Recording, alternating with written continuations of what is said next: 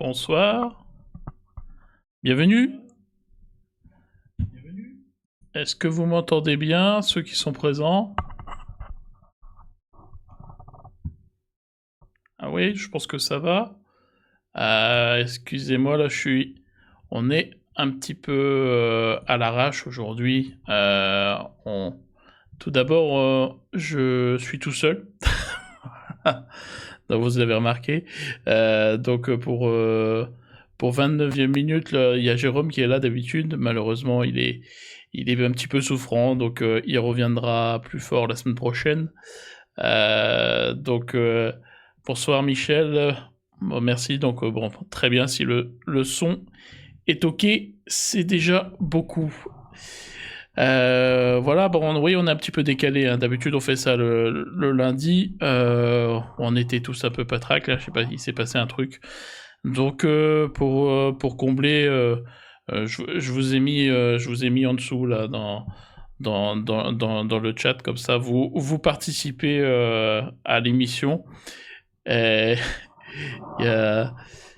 Il y a Jérôme qui dit qu'il est déconfit, donc voilà, on lui envoie tous nos souhaits de prompt rétablissement, et il va revenir plus fort. Et nous, en attendant, oui, c'est sûr, tu reviendras plus fort. Donc on va enchaîner sur l'émission. Donc là, on a pas mal de choses à dire, mine de rien, sur cette trêve internationale, parce que le football qui nous intéresse est en pause, avec les matchs de l'équipe de France. La France joue tout à l'heure, d'ailleurs. Là, on a notre mercato qui s'est terminé. Un mercato qu'on peut qualifier quand même de globalement réussi pour Brest. Je ne sais pas ce que vous en pensez. Comment vous avez vécu ce mercato, vous, de votre côté? Je crois que c'était un mercato quand même qui a gardé son suspense, hein, comme on sait faire à Brest. ça a été un petit peu délicat parfois dans l'attente, mais finalement tout s'est à peu près déroulé comme on l'espérait, avec les arrivées qui sont maintenant effectives. On a eu quelques renforts au milieu de terrain, c'était important. On a encore cette question sur le milieu, à savoir comment ça va être animé avec Joris Chotard en point de basse, ou est-ce il va utiliser Lucas Touzard dans ce registre. Les deux peuvent le faire. Là, la question qui va se poser de toute façon dans l'immédiat, c'est quel système sans Magnetti, puisqu'il sera suspendu pour la réception du Paris FC. C'est problématique, mais il va falloir faire avec, malheureusement. Et sur l'ensemble des recrues, on a quand même réussi à bien renforcer le milieu de terrain, comme je l'ai déjà dit. Puis l'attaque, il y a cette petite déception. On n'a pas notre milieu excentré droit là qui pouvait venir concurrencer Del Castillo. Il n'est pas arrivé. Le défenseur central, il a failli venir et il n'est pas venu. Mais le dossier n'est pas pour autant refermé, parce que le Stade brestois est à la recherche toujours d'un défenseur axial, peut-être polyvalent numéro 6.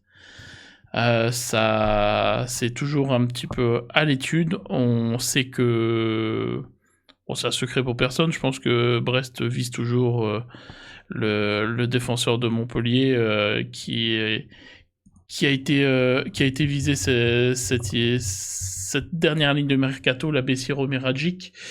Mais le problème, c'est que le monsieur voulait jouer à l'étranger. C'est un international suisse de 23 ans. Il pouvait aller en Angleterre. A priori, il y avait des contacts avec le Championship, mais ça ne s'est pas fait. Sa valeur estimée était entre 4, 6. Là, maintenant, on pourrait peut-être s'orienter plus vers du 4 millions. Donc, est-ce que c'est réalisable? Je sais pas. Mais Brest a droit d'acheter les clubs français peuvent acheter un autre club français. Ils ont droit à un joueur. donc ça sera peut-être lui.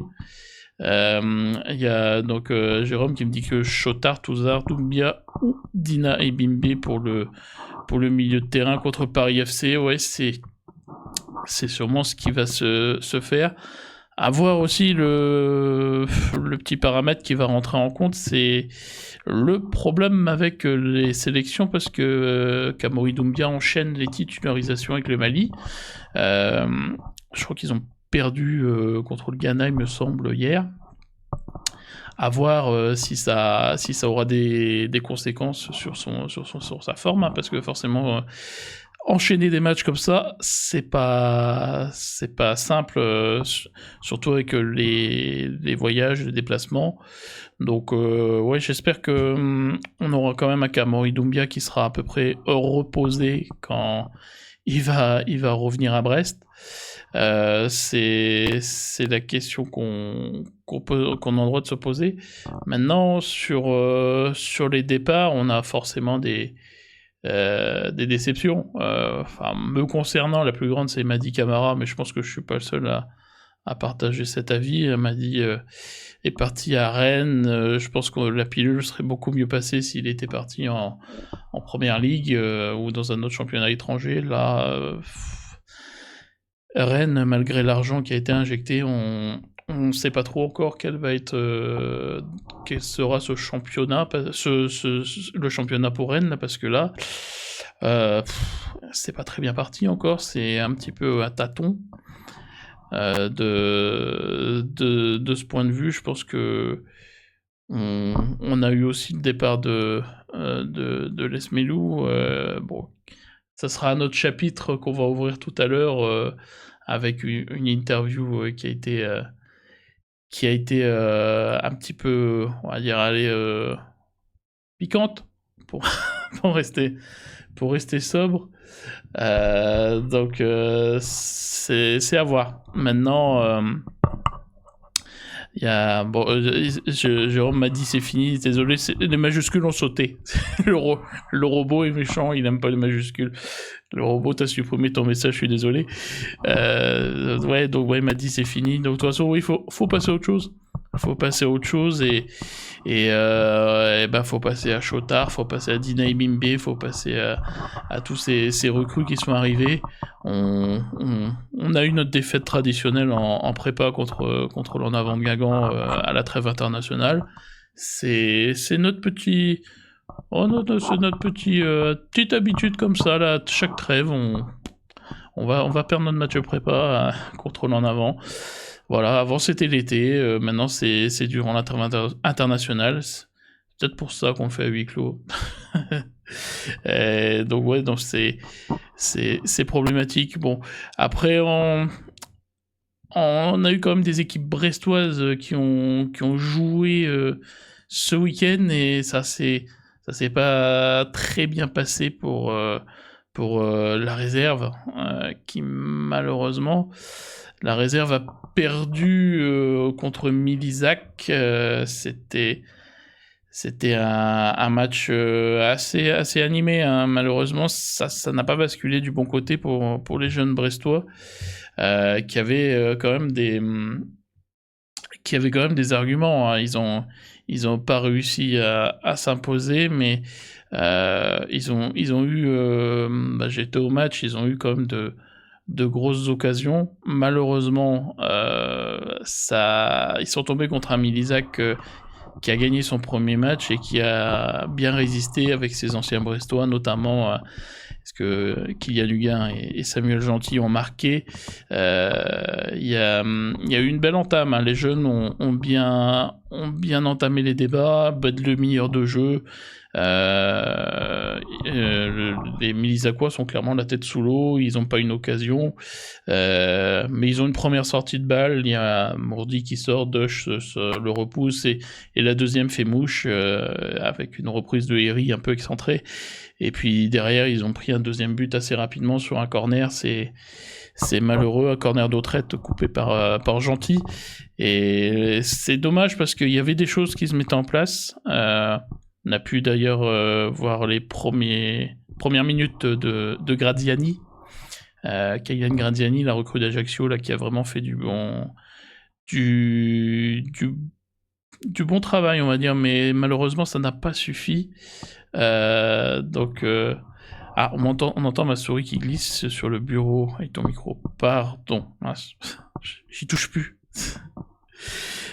Donc voilà, du côté de ce match, il y a eu une réaction, ils sont revenus à 3-2 avec, à 2-1 pardon avec Manette, mais malheureusement ils ont repris le 3-1 juste derrière et il y a une réduction du score de Nohan Gero sur coup franc.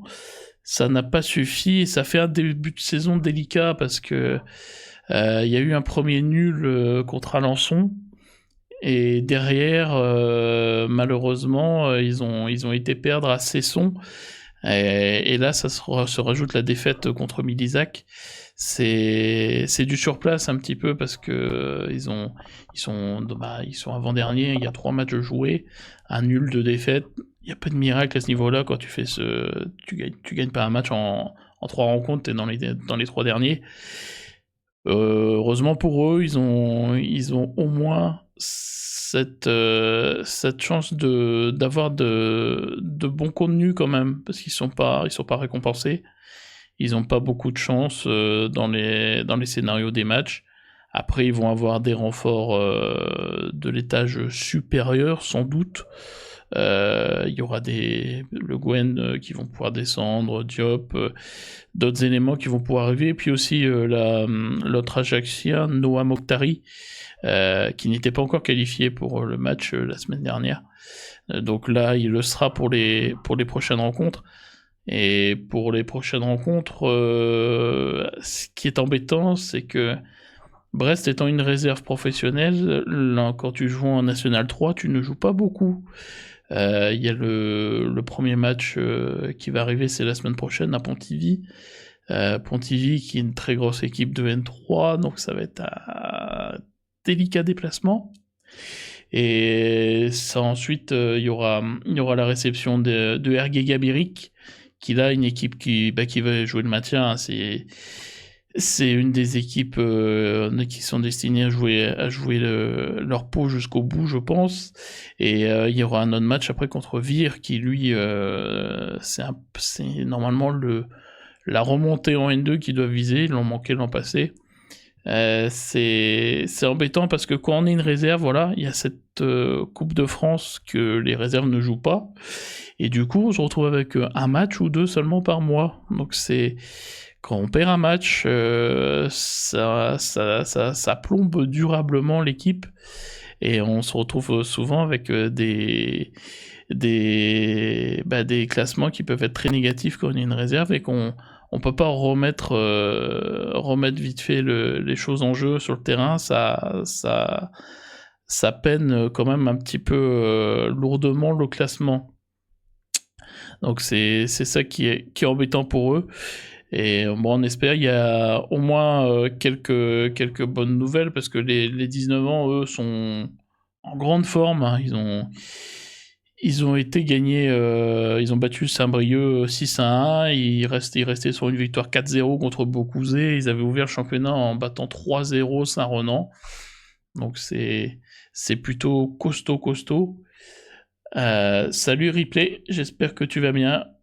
Ouais, on va bien, on va mieux du moins. On récupérera Jérôme l'année prochaine, la semaine prochaine, pardon, pas l'année prochaine, qui était un petit peu souffrant aujourd'hui, donc c'est pour ça que je suis seul.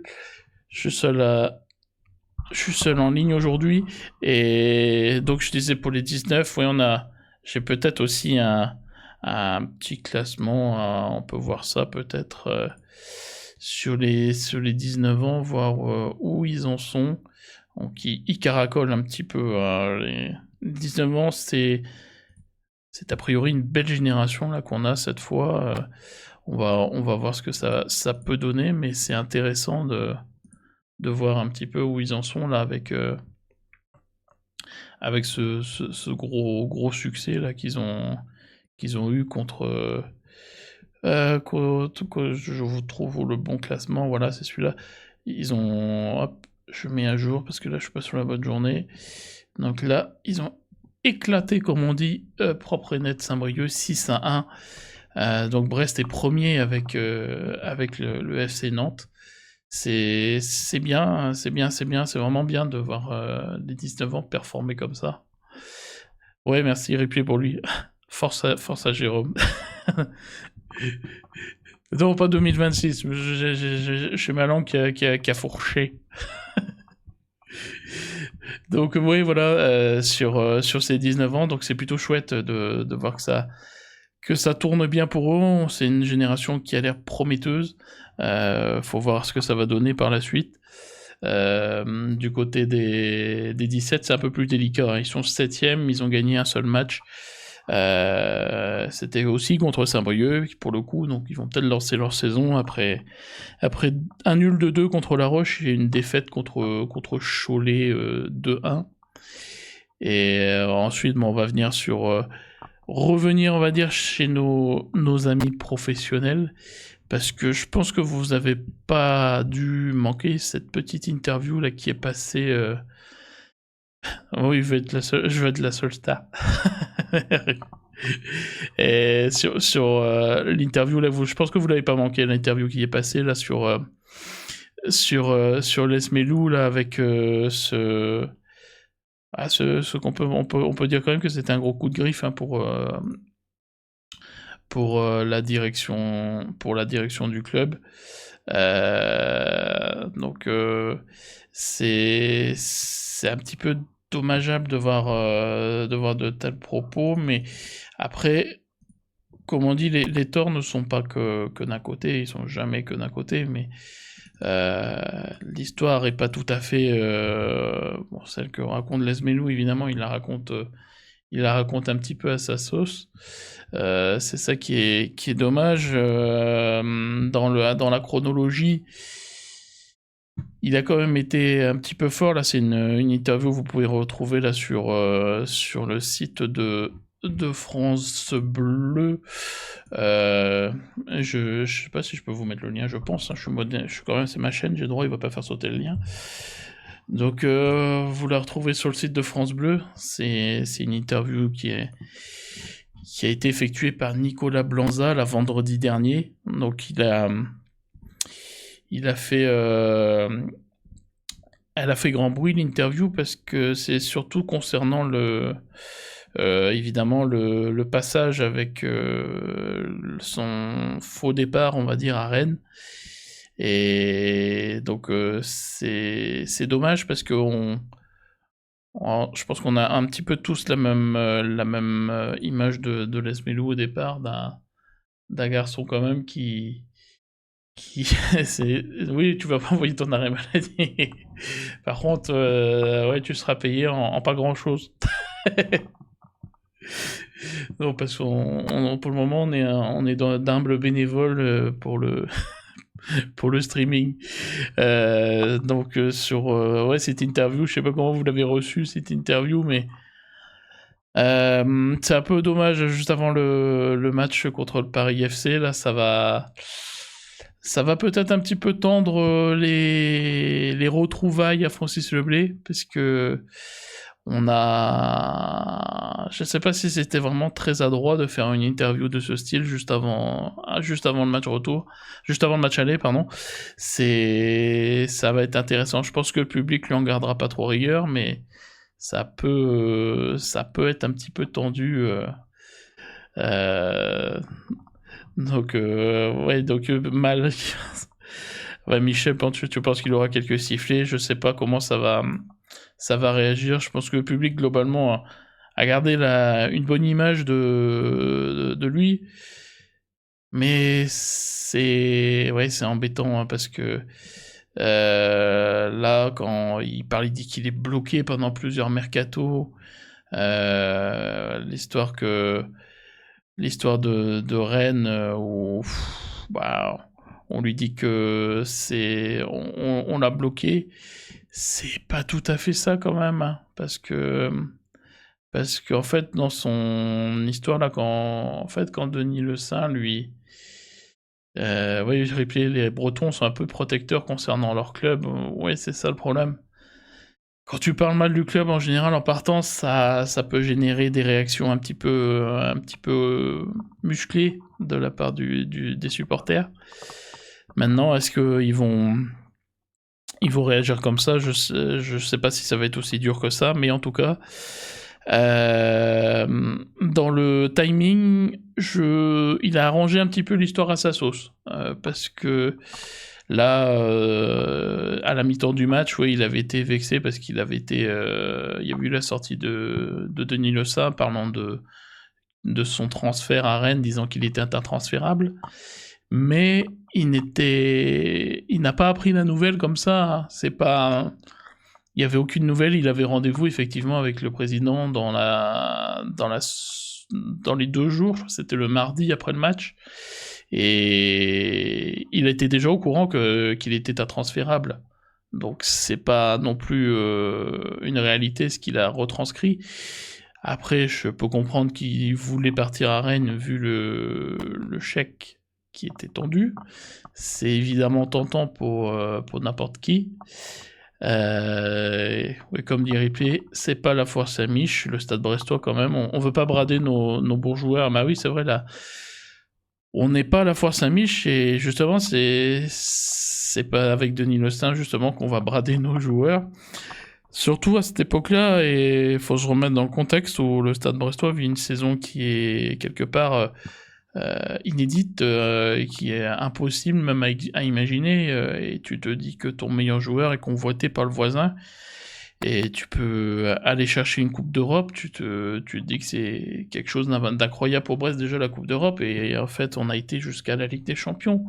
Donc quoi qu'on en dise, quoi que puisse retourner l'Esmelou, les faits et l'histoire donnent raison aux dirigeants brestois d'avoir fermé la porte à double tour. Et surtout que je peux concevoir qu'on ait des soucis personnels, des ennuis, même des drames qui te poussent à vouloir changer d'air, mais malheureusement ou heureusement, je sais pas, tu as prolongé en novembre. Après, que tu aies envie de partir en janvier, ça peut se comprendre, mais non plus, c'est que t'étais pas si malheureux que ça si tu prolonges en novembre. Donc le club, tout le monde était content de sa prolongation en novembre. Le club, les joueurs, les supporters, je pense qu'il y avait un consensus. C'était une triple prolongation, je crois, à l'époque. En plus, c'était Le Doiron qui était avec lui et Del Castillo, je crois. C'était dans un casino qu'ils avaient annoncé ça, la prolongation, avec des cartes, je me souviens. Voilà, donc heureux d'être à Brest en novembre, malheureux d'y être en janvier. On va dire que son plus beau souvenir après, il dit que c'est son but contre les Leverkusen en Ligue des Champions. Donc quelque part, le fait que Denis Le Saint lui ferme la porte, ça lui a provoqué son meilleur souvenir footballistique. Donc allez, c'est, je pense, une bonne chose, malgré tout. L'histoire fait qu'il s'est blessé malheureusement ensuite, il n'a pas fini sa saison comme il aurait voulu le faire. Mais je pense que c'est fin de l'histoire. Brest a apporté à l'Esmelou, faut pas oublier qu'il venait de Norwich en Division 2, il venait de descendre avec Norwich. Peu de clubs auraient misé sur lui, Brest a misé sur lui, donc il y a eu entente mutuelle pour que ça reparte, hein. Donc c'est pas seulement le Stade brestois qui a tiré profit de l'Esmelou a aussi tiré profit du Stade brestois. Là aujourd'hui il a un bon contrat à Paris, je pense que ce contrat à Paris, il n'aurait pas pu l'envisager quand il était à Norwich. Donc voilà, tout le monde a été gagnant dans l'histoire, même si malheureusement il y a sa blessure, lui qui l'a privé quand même de environ 50% de son séjour brestois, qui l'a privé des terrains pendant 50% de son séjour. C'est malheureusement ainsi, mais je pense que c'était pas la peine de faire cette interview maintenant. Qu'il la fasse peut-être à la fin de saison, voilà, je peux comprendre, mais là tout de suite, c'est rapide, hein. C'est rapide quand même, et on sent que c'était quand même quelque chose qui voulait tout de suite faire ressortir, et je pense pas que c'est la chose la plus à droite qu'il ait fait, alors que on connaît son adresse balle au pied. Là, je pense pas que Lesmelou a été très adroit juste avant d'affronter Brest, d'avoir fait ça. Ouais, comme dit Ripley, oui, ça manque d'élégance, c'est ça. Alors que bon, c'est un joueur élégant balle au pied. Il l'a été un peu moins maintenant. J'espère que ça va pas être un épisode et que les dirigeants ne vont pas en rajouter aussi en contre-attaquant avec d'autres déclarations fracassantes. Parce que on va pas se mentir, il y a des choses à dire, hein. Ça n'a pas été tout rose non plus l'histoire de Lesmelou à Brest. On sait que il y a eu quand même pas mal de fois où ses proches, ses agents ont fait que ils ont mis une pression, on va dire continue sur les dirigeants pour son départ. Les dirigeants n'ont pas fait n'importe quoi, il a fallu que quelqu'un mette le prix, voilà, ben quelqu'un a mis le prix. Brest ne peut pas faire n'importe quoi, surtout par les temps qui courent. Et maintenant, faut lui souhaiter de vivre une belle saison avec le Paris FC. C'est un nouveau challenge, une belle aventure, on verra. Il aura peut-être fait le bon choix, hein, on ne sait pas, mais bon, j'espère que, en tout cas, lui ne va pas être trop négatif, en tout cas sur le terrain, parce que on a quand même sacrément besoin de cette victoire le week-end prochain. Oui, bien sûr qu'on lui souhaite le meilleur, comme dit Ripley, c'est ça. On lui souhaite le meilleur à partir, on va dire, de la mi-septembre. Voilà. Avant, non, pas trop. Après, oui. Allez, il peut avoir de la réussite après. Ça ira. Mais ouais, non, c'est dommageable. C'est dommageable et ça nous fait du coup enchaîner parce que c'est pour ça que je disais que cette interview est maladroite, c'est que ça vient vraiment juste avant le match contre le Paris FC où on sait que Brest a un énorme besoin de points parce qu'on va se retrouver avec un classement quand même qui est pas très agréable. Et là, on voit qu'on va jouer le Paris FC, qu'on peut dire le nouveau riche. L'interview replay, c'est sur France Bleu Brésil, c'est Nicolas Blanza, donc qui est un journaliste habitué du Stade brestois là, qui couvre bien le club et il lui a ouvert son micro et bon, a priori, il n'a pas fallu pousser beaucoup pour qu'il parle. Donc voilà, j'envoie le lien sur le chat. Et vous pouvez la relire. Donc c'est pas un piège qu'on lui a tendu, ça c'est certain. Hein. Il a parlé librement. Et voilà tout. Hein. C'est tout ce qui s'est passé. Mais bon, bah, il avait son sac à vider. J'espère maintenant que l'épisode va être clos. Et sur le Paris FC, là, on affronte une équipe qui est difficile à jauger. Hein. C'est une équipe nouvelle, on peut dire ça, parce que ça a énormément bougé chez eux cet été avec... on sait des moyens financiers que nous sommes loin d'avoir, hein, parce qu'ils ont dépensé 57 millions d'euros quand même cet été. Petite bagatelle. Hein. Ça, c'est à peu près notre budget de l'an passé là qu'ils ont balancé en un mercato. C'est impressionnant pour un promu. Je sais pas si ça va porter ses fruits. Je reste un petit peu dubitatif sur les capacités d'une équipe comme ça à pouvoir être performante dans un univers particulier avec un stade qui n'est pas le leur, dans un environnement.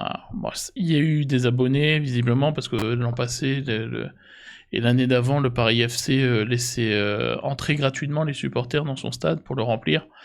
C'était place gratuite au stade Charletti. Non, maintenant, ils sont passés à Jean Bouin, le voisin du Parc des Princes. Le match, lui, se déroulera à Francis Leblay, donc là, les gens seront présents, il y a des supporters, il y a des abonnés, il n'y a pas de souci. Mais je n'arrive pas à situer en fait cette équipe du Paris FC. Je pense que c'est le cas un petit peu pour tout le monde. Je sais pas comment vous la ressentez cette équipe. Ils ont beaucoup de monde qui est arrivé. Il y a évidemment Pierre Lesmelou qui est arrivé au dernier moment. Ils ont cherché jusqu'au bout un numéro 9, ils l'ont pas eu. Pourtant ils ont mis les moyens. C'est Ikoné qui est finalement arrivé pour renforcer leur attaque. Ikoné qu'on avait un petit peu perdu de vue. Il était à la Fiorentina. Là c'est Goebbels qui va être l'avant-centre de cette équipe, là, l'ancienne grande promesse de la formation française. Donc ouais, replay une équipe avec des joueurs d'expérience, il faut voir parce que c'est étonnant. Moi je sais pas trop. Là on a leur gardien Kevin Trapp qui est arrivé. On sait pas trop s'il est arrivé pour le club ou pour autre chose. On sait que c'est un mannequin. C'est plus simple de faire les défilés de mode quand on habite Paris que Francfort, ça c'est une certitude, je pense. Il va sûrement allier les deux. Maintenant, est-ce qu'il peut être encore performant? Est-ce qu'il a encore la flamme à 35 ans? Le Mankida, oui, on sait, replay. On va voir maintenant, il y a des réserves, je sais, sur leur recrue, là, le défenseur central Otavio, brésilien, qui a coûté 10 millions, qui pour le moment n'est pas flamboyant. Il n'est pas très flamboyant dans son poste.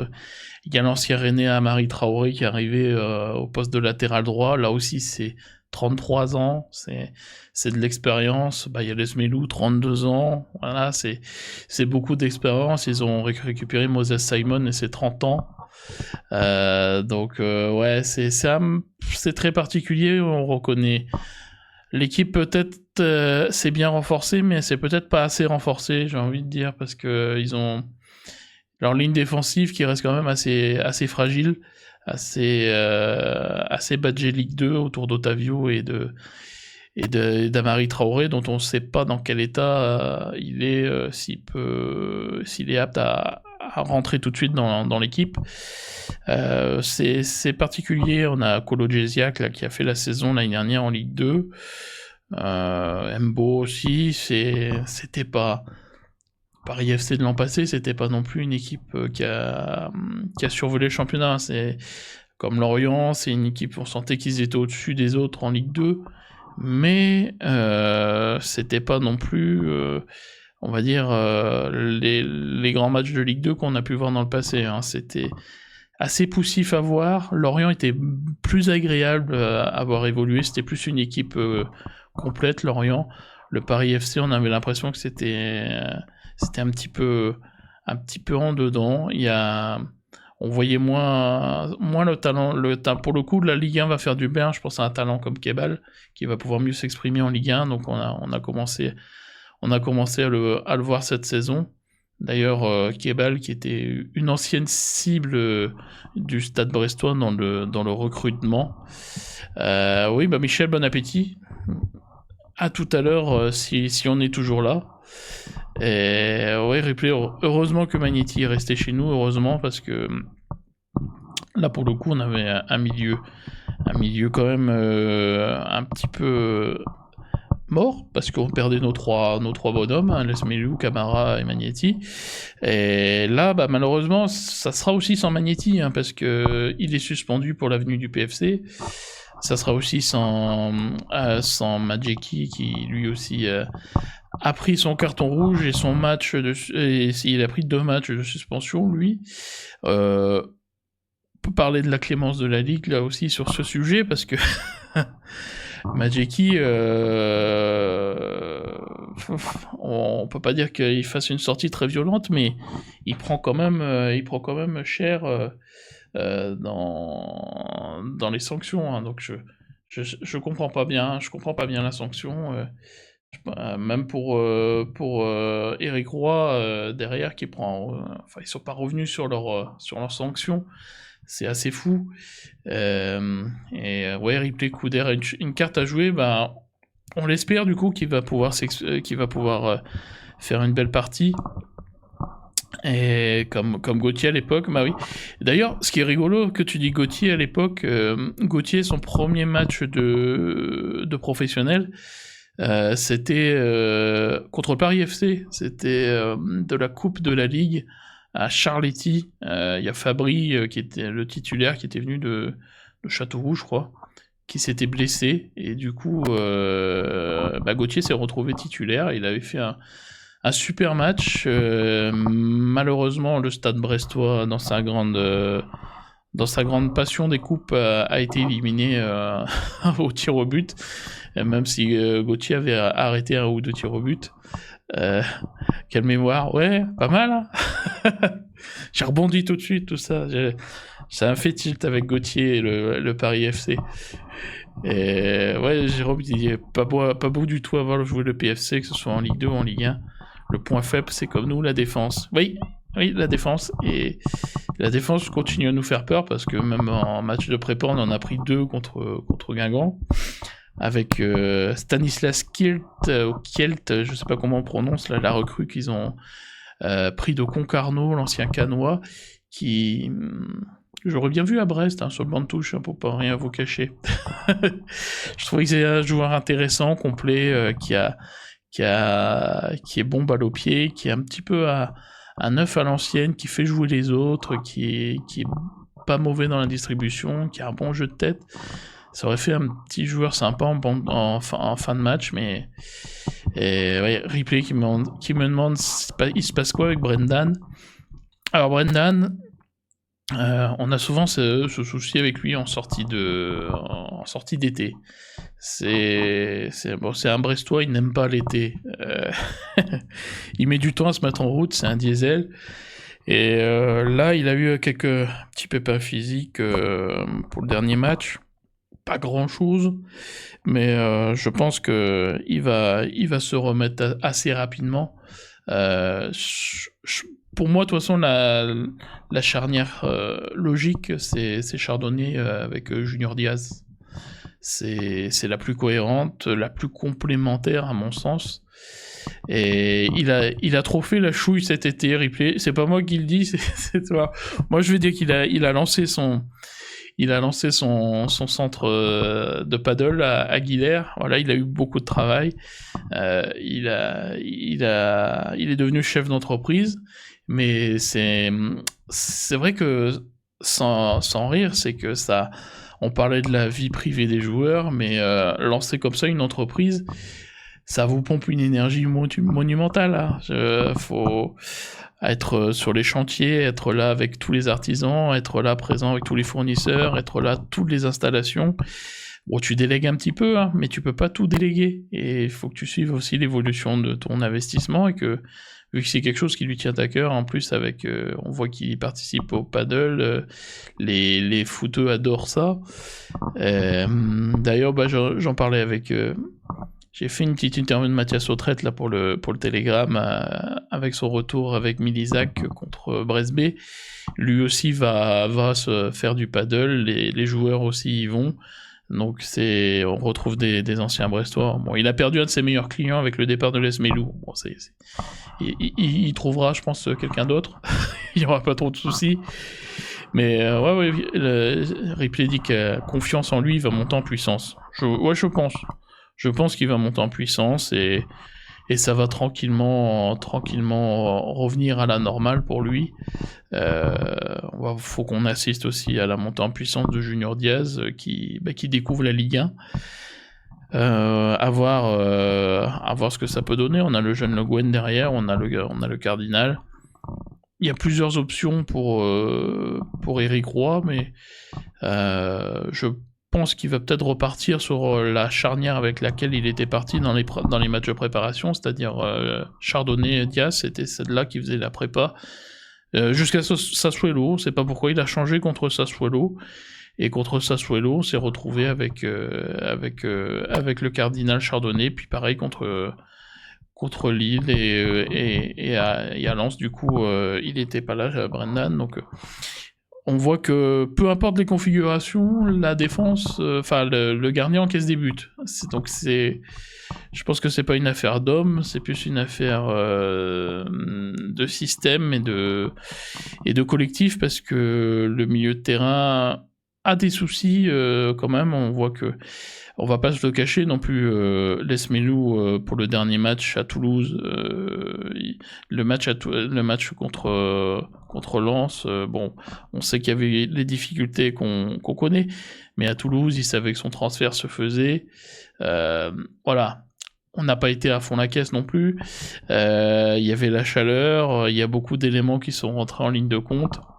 Notre milieu, je pense, ça doit monter en puissance aussi. Pas que Brendan, on doit avoir plus de présence au milieu, plus d'impact. On a vu ce que apportait Chotard, hein. Il a fait que quelques minutes, mais tout de suite, dans l'impact, il était présent. Et on peut en prendre 4, mais il faut en marquer 5, oui, c'est ça le problème. On prend énormément de buts, beaucoup trop de buts, et c'est pas un problème qui date de cette saison, c'est un problème qui date déjà de l'an passé.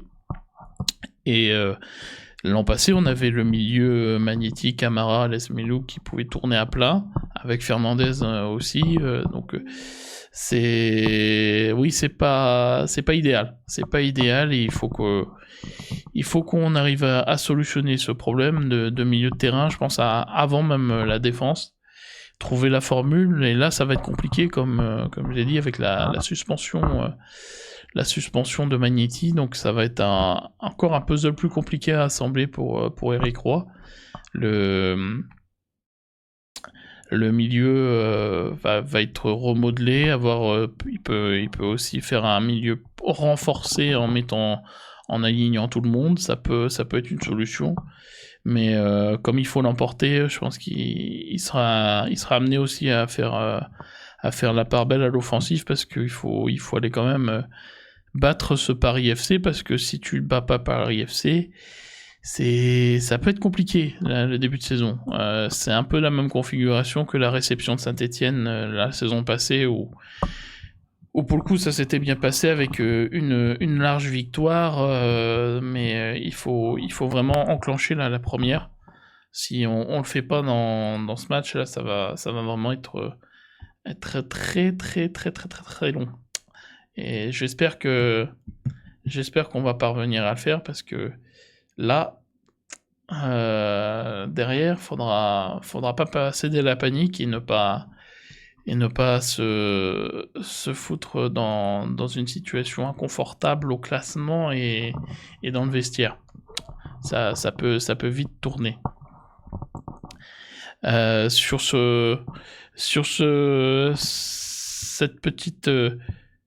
cette petite anecdote aussi que j'avais envie de vous partager. Ce week-end, en fait, j'ai couvert le match de la réserve du Stade brestois.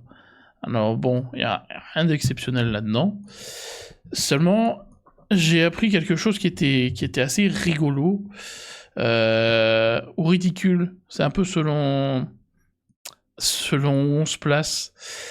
C'est-à-dire que voilà, on a regardé notre match, et comme toute fin de match, quand on travaille pour les médias, on va ensuite chercher les réactions des entraîneurs. Ce qui est normal, c'est pour la presse. Donc là, je vous montre un visuel de Ménespol, où se jouent les matchs de la réserve. Et donc, à la fin du match, on va essayer de voir donc le coach de Mulisac, le coach de Brest, Olivier Auriac, pas de souci avec eux. On a dû attendre un peu, mais on a eu une chose rigolote, c'est-à-dire que j'ai fait le premier match aussi contre Alençon, et nous étions, vous voyez, le bâtiment qu'il y a sur la droite, donc les vestiaires, c'est des Algeco, hein, donc il y a en bas à droite, il y a une espèce de cage grillagée dans le coin du terrain, et on monte vers ces Algeco, il y a juste un escalier, et la porte qui mène au vestiaire, voilà, avec des couloirs et les vestiaires. Et ce qui est drôle, c'est que donc là on était dans les couloirs contre Alençon, première journée, rien à dire, on attendait le coach, on discutait, voilà, Le coach arrive, on va derrière, là, sur le parking, et on discute avec lui. On part, rien ne se passe, et là, ce week-end, les portes étaient fermées. Les portes des vestiaires étaient fermées. Bah, figurez-vous que monsieur l'arbitre a eu l'arbitre de Brest-Alençon, donc Brest-B-Alençon, a eu l'idée de faire un rapport. Pourquoi ? Parce que figurez-vous que les méchants correspondants de presse étaient dans le couloir. Le couloir, bah, c'est un Algeco, donc il y a juste un grand couloir, et il y a les portes de chaque côté, et puis en face, on sort, c'est le parking.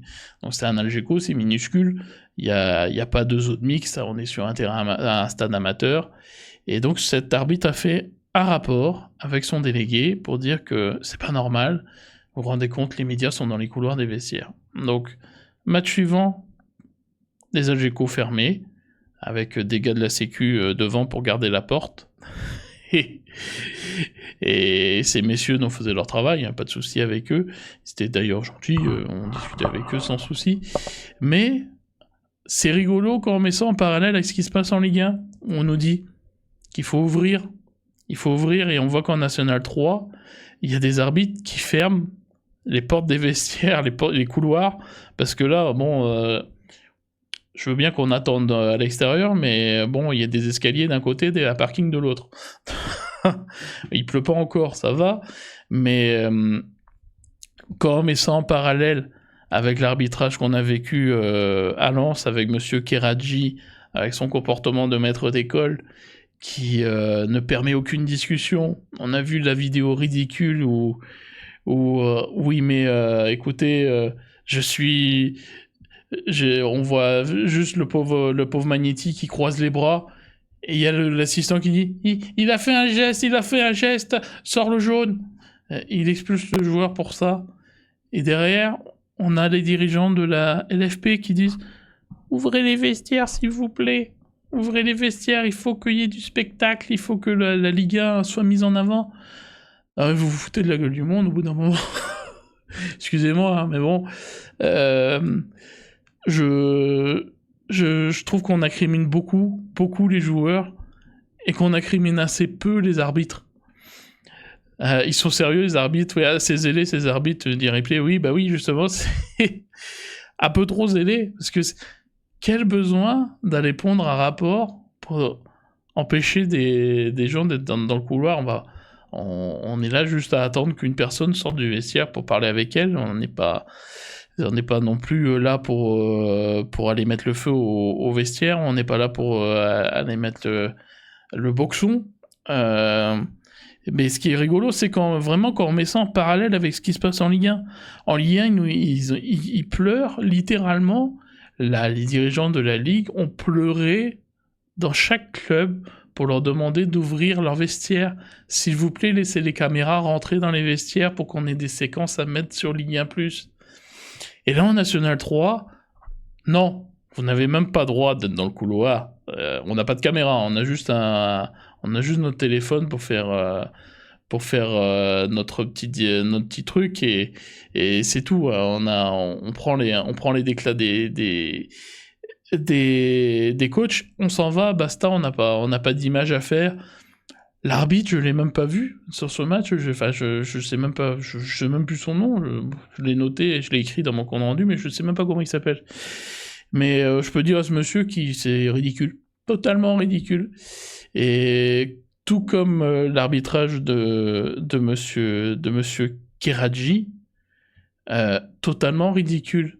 Donc pourquoi les arbitres sont comme ça, à rebours de ce qu'il faudrait faire ? Il faut, comme dit la LFP, ouvrir.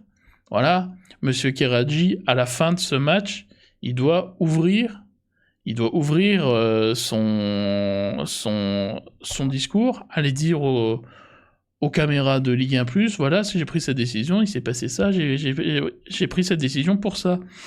Et ne pas aboyer sur les joueurs, ça serait déjà pas mal. Et en National 3 aussi, détendez-vous, il se passe rien de grave. On est juste là pour traiter du football et pour essayer de le mettre en avant. Donc vous pouvez pas à la FFF fermer à double tour et à la LFP demander d'ouvrir en grand. C'est un petit peu contradictoire. Donc voilà, c'est c'est assez quand même exceptionnel et comme ouais, comme dit, Jérôme, là, c'est n'importe quoi ce qui se passe au niveau de l'arbitrage. La LFP et la FFF doivent travailler là-dessus. C'est nécessaire et je parle même pas plus bon, c'est une anecdote, petite cerise sur le gâteau, hein, j'ai ça, c'est vraiment rigolo. J'ai fait un match de Régional 2 dimanche et je me suis fait, foutre dehors d'un vestiaire d'arbitre. C'était le week-end, je sais pas. Le monsieur ne voulait pas qu'on prenne en photo la feuille de match parce que, bon, en foot régional, les feuilles de match sont sur des tablettes. Donc, quand le club fait pas de sortie imprimante, on va prendre en photo la tablette avec notre téléphone et on a la feuille de match comme ça. Bah, cet arbitre, il a pas voulu. Il avait une dent contre les médias. Dommage. Dommage. Mais en même temps, c'est tellement représentatif de la paranoïa qu'il y a chez certains arbitres et de leur truc. Les médias sont contre nous, ils nous en veulent. Mais non, non, pas du tout. On parle de ce qu'on voit, on va pas aller attaquer des arbitres pour rien, là. Là, on parle de monsieur Kiraji parce qu'il a eu un arbitrage ridicule, un comportement ridicule, et je mine dans le paquet son assistant aussi, là, qui a fait un peu le rapporteur en disant ouais, il a fait Magnetti a croisé ses bras, vous imaginez? Non mais croiser ses bras, c'est répréhensible aujourd'hui maintenant, donc faut pas croiser ses bras, ça vous vaut un deuxième carton jaune qui est synonyme de rouge. Bon, c'est comme ça, c'est la distorsion qui existe entre la FFF et la LFP. Et puis la dichotomie qu'il y a entre cette volonté d'ouvrir à tout prix et ces arbitres, on a l'impression qu'ils se renferment de plus en plus. Il y a clairement quelque chose qui colle pas.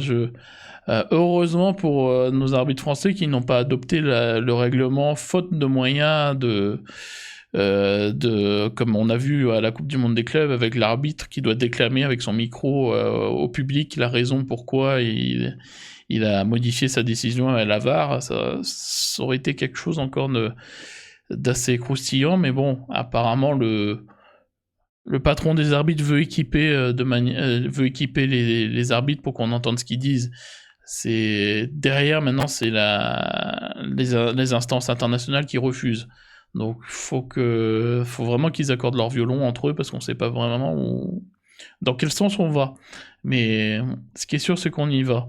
Bon, parenthèse fermée du coup, je voulais passer ce petit coup de gueule parce que c'est assez rigolo quand on met tout ça en parallèle quand même. L'incohérence absolue entre ces instances, les organismes du foot. Voilà, c'est juste des fois faut j'ai éclaté de rire après quand j'étais sur mon match le dimanche parce que alors, on a eu les trois étages, la Ligue 1, le National 3, la R2, il y a rien qui va. Sur les trois expériences, j'ai peut-être pas eu de peau, bon, peut-être pas eu de peau, on va dire ça. On va revenir sur du foot, ce qui nous intéresse. Jérôme qui me disait pour le PFC, Roy ne connaît pas le bus, c'est vrai, malheureusement, des fois. Il voudra faire le jeu et il va sûrement blinder le milieu avec Chotard et Touzard devant la défense. Ah, c'est pas impossible, c'est une des configurations qu'on pourrait avoir. Je sais pas trop ce que ça peut donner. Moi, je suis un petit peu dans le brouillard sur cette reprise parce que je pense que on est un petit peu tous pareils. On sait pas trop ce que ça va donner ce match contre le Paris FC avec l'inclusion de toutes les recrues. Qui va jouer au milieu de terrain, c'est ça la bonne question. Maintenant, avec le milieu de terrain, comme tu dis, avec Chotard et Touzard devant la défense, un 4-2-3-1. Faudrait mettre du coup, t'imagines avec Doumbia peut-être devant, Mboup à gauche ou Baldé et Del Castillo à droite avec Ajorc devant. C'est ça que tu. Ouais, c'est ça. Bah, bon, c'est une option. C'est une option. Maintenant, oui, c'est toujours le problème aussi, comme je disais tout à l'heure, des matchs internationaux pour le côté gauche, à savoir si Baldé a pas été trop sollicité avec la Guinée-Bissau. Je crois que c'est Guinée-Bissau, hein, si je dis pas de bêtises, parce qu'il y a plusieurs Guinées. Il est capitaine de son équipe, il est titulaire. C'est des matchs importants, là, ils sont à pleine balle, c'est pas des matchs amicaux. Peut-être la découverte, ça va peut-être un peu juste pour Mboup de débuter en Ligue 1, titulaire du moins. Je pense qu'il va rentrer en jeu, mais titulaire, ça va peut-être être un peu chaud. Mais pourquoi pas après tout. Reste à voir, ouais, cette animation et aussi, ouais, avec Chotard et Touzard devant la défense, à voir si on peut faire aussi un milieu à 3, c'est pas impossible. Si tu mets Touzard dans l'axe et que tu mets Chotard un petit peu à gauche et Dinaï Bimbe un petit peu sur la droite, ça peut aussi impulser. Ça dépend de l'état physique des recrues, on n'est pas trop au courant de ça. Jérôme qui dit je connais mon Rico, c'est direct Mboup. C'est pas impossible. C'est pas impossible. Je sais pas dans quel état il va être. Il va être Baldé, comme je t'ai dit, mais Mboup, je pense que c'est tout le monde. C'est le joueur qu'on a tous envie de voir. On est un petit peu pas impatient, mais on a envie de voir ce que ça peut donner sur le côté, là, son abattage, là, on voit qu'il se bagarre beaucoup sur son côté, il développe beaucoup d'efforts, il est déroutant, balle au pied, ça peut être le petit facteur X de notre équipe. Ça peut jouer. D'ailleurs, j'y pense maintenant, j'ai peur d'oublier, je bifurque un petit peu parce que j'ai vu une information passer tout à l'heure en parlant d'agent X. Un ex-agent X du club, c'est Romain Fèvre, je ne sais pas si vous avez vu, donc il va se diriger vers l'Arabie Saoudite. Donc visiblement après payant, se met en route, il va quitter Bournemouth, les Cherries de Première Ligue, et il va se diriger vers l'Arabie Saoudite. Voilà, donc parenthèse fermée. Jérôme, t'as vu aussi, oui, 10 millions. 10 millions, l'option. On l'a vendu plus cher. Donc, on remercie l'OL au passage, d'ailleurs, un fidèle partenaire de nos mercatos. Sauf cette fois, ils ont un petit peu merdouillé, là. Cette fois, c'est moins bien. Quand on pense à Pintor et à Fèvre, vraiment, ils nous ont apporté que du bon. Il y a Michel qui dit Mboup pas fan de Ligue 1. Bah ouais, je crois comprendre que c'est un joueur qui est frais dans sa tête, qui a l'air frais en plus, qui est un petit peu sans filtre. J'ai vu ça, il parle de Brest comme d'un tremplin ouvertement. C'est bien il avait dit pareil à Pau quand il est arrivé, il était à Pau pour se faire remarquer. Nous, c'est tout ce qu'on souhaite, hein. Si le joueur se fait remarquer à Brest, c'est qu'il aura fait une saison de qualité. Et vu le prix qu'on a payé d'ailleurs, quelle affaire. D'ailleurs, je vais peut-être remettre ça là pour terminer là, les arrivées et les départs qu'on a eu là, parce que notre mercato quand même,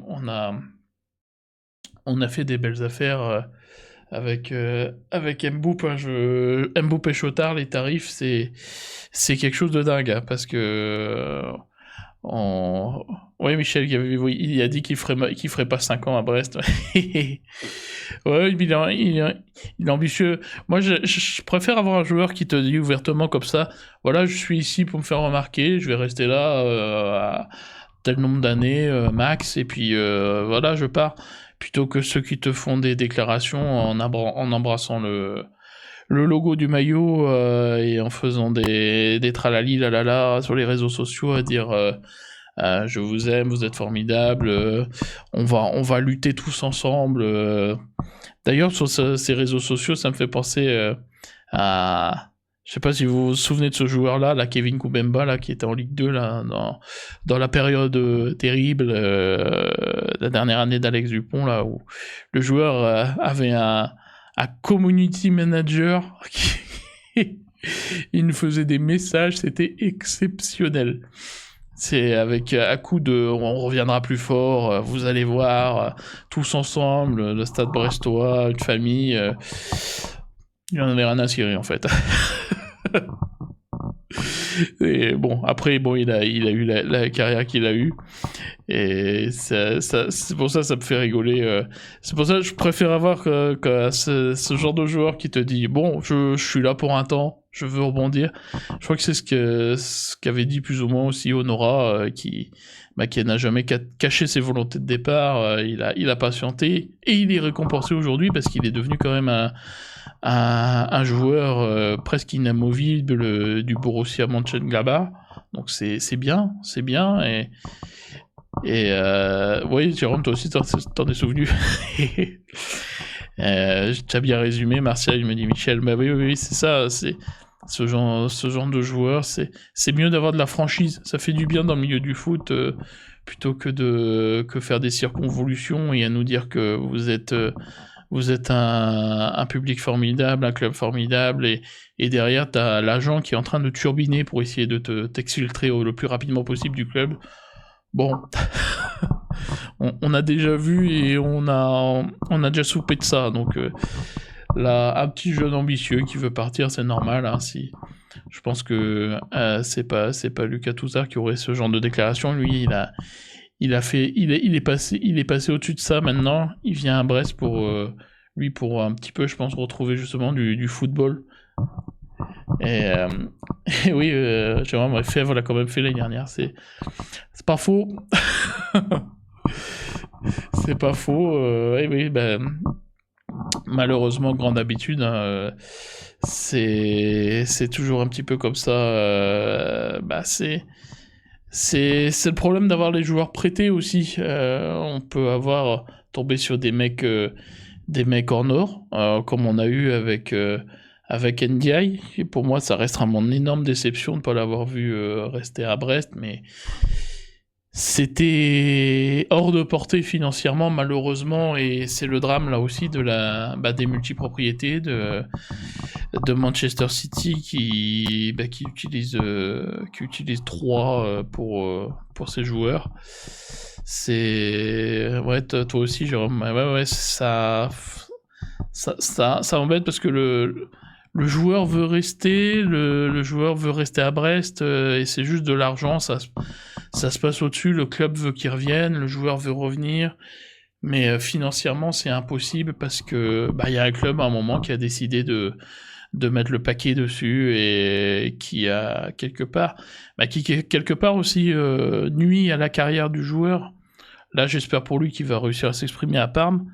Mais ça me fait penser aussi à récemment Sékou Mara, j'en avais parlé sur les réseaux sociaux. Strasbourg a été le chercher l'an passé pour 12 millions d'euros. On était à la lutte à l'époque, nous, Brest, pour le récupérer. Il y avait Lens qui était dessus. Ça discutait autour de 4, 5, allez, 6 millions maximum avec Southampton. Et voilà, Strasbourg avait, boum, 12 millions. Voilà, bon, fin des débats. Et Sékou Mara n'a quasiment pas joué cette saison. Et aujourd'hui, au départ de la saison, mais il n'était pas numéro 2, 3, il était 4 ou 5 sur les postes offensifs à Strasbourg, qui a encore recruté, on dirait que c'est un Erasmus, tellement ils sont en train de monter un Erasmus, je pense à Strasbourg, là. C'est normal, c'est les classes européennes, on dirait. Mais oui, c'est le joueur qui est perdant, là, il est parti en prêt à Auxerre, si je me trompe pas, ou ailleurs en Ligue 1. C'est un joueur qui a perdu une saison. Il a perdu une saison, c'est dommage. C'est dommage pour tout le monde, c'est dommage pour lui en premier. C'est dommage pour Brest en l'occurrence, ou pour Lens qui aurait pu le faire. Cela dit, Lens a des moyens que nous n'avons pas. On l'a vu qu'ils ont récupéré, Abdallah Sima que nous n'avons pas pu récupérer, pour les mêmes raisons, même si Brighton n'est pas une multipropriété, mais le tarif était bien, bien, bien trop élevé pour le Stade brestois et bah, malheureusement ça n'a pas pu se faire pour Sima et pour Ndiaye et donc voilà, c'est sur ces prêts, on peut tomber sur des joueurs investis comme l'était Ndiaye et on peut trouver sur des joueurs qui ne le sont pas vraiment, comme l'était Febvre, hein. On connaît le bonhomme, hein, on sait que ça c'était délicat, il a dénigré Lorient quand il y était, enfin c'est dommage parce que c'est un talent, hein, et c'est ça le pire, hein, c'est souvent ça, c'est un grand talent et il est gâché par autre chose. C'est effarant ce qui se passe à Strasbourg, dit Jérôme, il y a plus d'identité, mes potes alsaciens sont dégoûtés. Bah ouais, je pense que c'est eux qui doivent être les plus à plaindre dans cette histoire, hein, parce que le jour où ça s'arrête, moi c'est toujours ça, ce à quoi je pense. Le jour où Bluco se dit ouais c'est bon Strasbourg, il y en a marre, on plie bagages et on rentre à Londres, on récupère nos joueurs, qu'est-ce qu'il leur reste? Bon, ils ont un stade rénové. Voilà, ils auront la Méno rénovée. C'est bien, oui, mais niveau effectif, on voit que tous les joueurs historiques de Strasbourg sont partis. Et la formation strasbourgeoise est où? Enfin, parce que tu fais la place pour des jeunes de Chelsea, des jeunes de Bluco, des jeunes qui sont recrutés à tour de bras. Mais les U19 alsaciens, les U19 que allait chercher Loïc Désiré avant, ils vont où? C'est ça moi que je comprends pas dans leur système. Je crois que Loïc Désiré d'ailleurs ne l'a pas compris non plus, il ne l'a pas supporté vu qu'il est parti et que son boulot, qui était pourtant excellent, il est parti l'effectuer à Rennes où il y a d'autres problèmes là-bas, mais au moins on le laissera faire son travail sans lui imposer des joueurs et lui imposer des éléments d'une entité extérieure au club. Parce que quoi qu'on en dise, même si Bluco c'est le club, c'est une entité extérieure qui a pris le contrôle du club. Hein, ça reste une vampirisation au sens strict du terme. Jérôme, il y a du pognon, un stade, mais plus d'identité alsacienne. Oui, c'est ça. Et on remarque souvent ça d'ailleurs. Ce qui est rigolo, c'est que dans ces situations, on remarque ça. En fait, au nombre de petits pansements pour l'identité qu'ils mettent à chaque fois. Là, on voit qu'ils ont fait une buvette, la plus grande, je crois, d'Europe ou je sais pas quoi, avec des noms alsaciens. Ils martèlent bien des noms alsaciens des phrases alsaciennes dans les présentations des recrues. Ils font un maillot un petit peu pour aller dans le sens de l'histoire. Donc c'est dommage. C'est dommage. Bon, salut Ripley, merci d'être passé. Mais c'est gentil pour les analyses. Bonne soirée. Je crois qu'on va pas tarder de toute façon. De notre côté, on aura fait quand même un bon live de plus d'une heure. C'est honorable pendant une trêve internationale. À quelques minutes du match de l'équipe de France. On voulait pas ne rien faire cette semaine. Ça aurait été dommage de ne rien faire pendant cette semaine et on garde comme ça le contact. C'était un live un petit peu moins fourni que d'habitude. On vous fera un rendez-vous un petit peu plus étoffé la semaine prochaine et avec le nouvel horaire qu'on a débuté lors du mercato. Donc ça sera lundi prochain 18h30, là c'était exceptionnellement mardi parce que on était tous un petit peu pas bien hier. Voilà, c'est l'hiver qui tombe déjà sur le Finistère, ça doit être ça. Parce qu'on n'est pas passé par l'automne, hein. On est quasiment en hiver là d'un coup. Je me suis pris des coups de soleil sur le crâne dimanche au match et là j'ai l'impression qu'il fait 10 degrés. Je pense qu'on est tous on est tous un peu c'était pas le Blue Monday lundi, mais on n'était pas loin. On n'était pas loin de ça. Donc, et pourquoi pas faire un live avec un membre du Stade Brestois? Bah oui, pourquoi pas, mais après, on est demandeur, hein, y a pas de souci, Michel. Mais c'est compliqué pour avoir des salariés du Stade Brestois. Déjà, faut l'accord après du responsable de la communication, faut l'accord de la direction, faut beaucoup de choses. Faut beaucoup de choses, c'est ça qui est compliqué de nos jours dans les médias, et c'est ce dont je parlais dans Ligue 1+, c'est pour ça qu'ils demandent d'ouvrir à tout prix la Ligue 1, Ligue 1+, ils veulent que les clubs s'ouvrent parce que tout est verrouillé pour tous les journalistes, en fait, dans tous les clubs en France, c'est pas qu'en France, hein, c'est en Europe, c'est partout. Faut que tu passes des étapes. À Brest, on est très bien lotis, hein, faut savoir recontextualiser.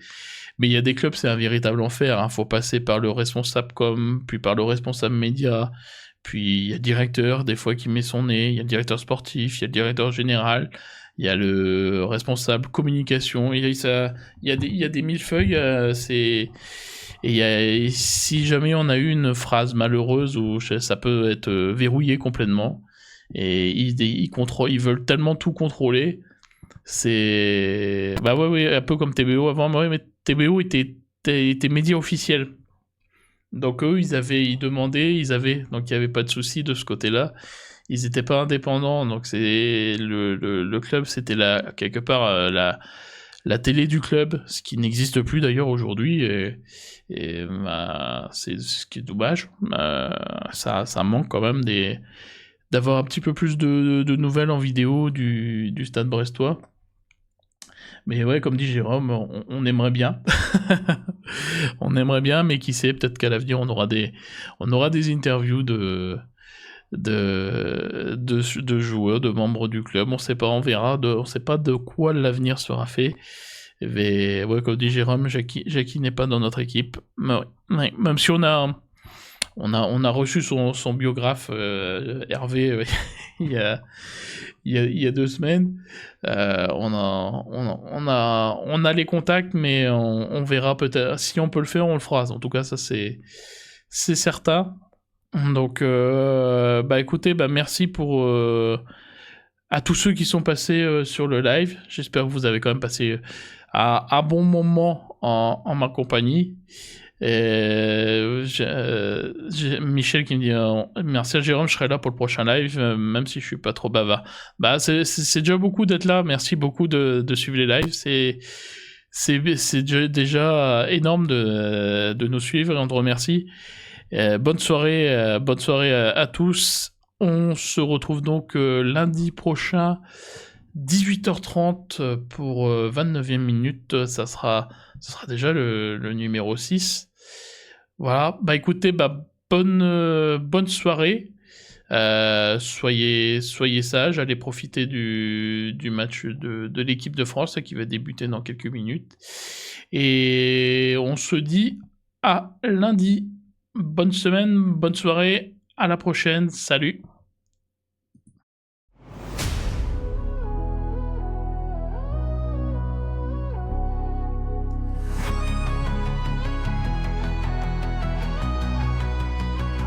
On your feet if you can hear me. On your feet if you can hear me. My soul is darkened by the burdens that I carry, but I won't stop until I'm buried. I know you're waiting for it, a moment you can enjoy it. So go ahead and exploit it. Take my name and destroy it. But the shadows are looming and my power is booming, and you can't try to ignore it. But baby, I am the moment. Can you hear the red tide coming? And it's time for the drums to start drumming.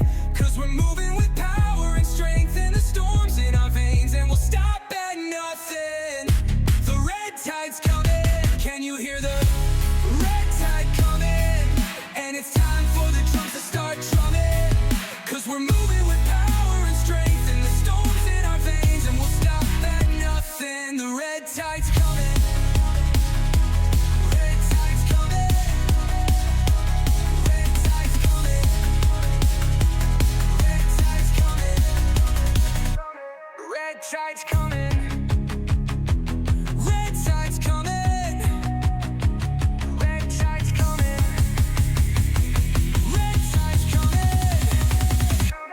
Don't be scared, don't be scared, it's alright.